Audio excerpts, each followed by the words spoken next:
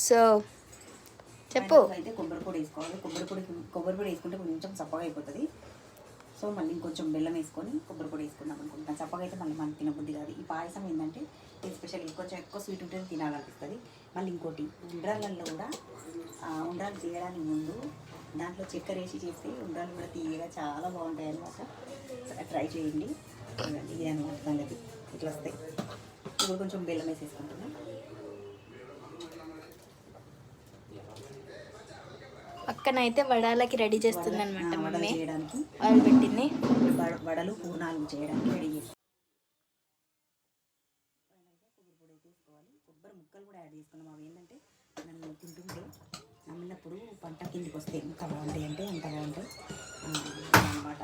దీంట్లో dry fruits అవి ఒక్కర్లేదు. Super ఉంటుంది. ఇలాగే సగ్గుబియ్యం, ఉండ్రాళ్ళు, తాలికలు, పాల తాలికల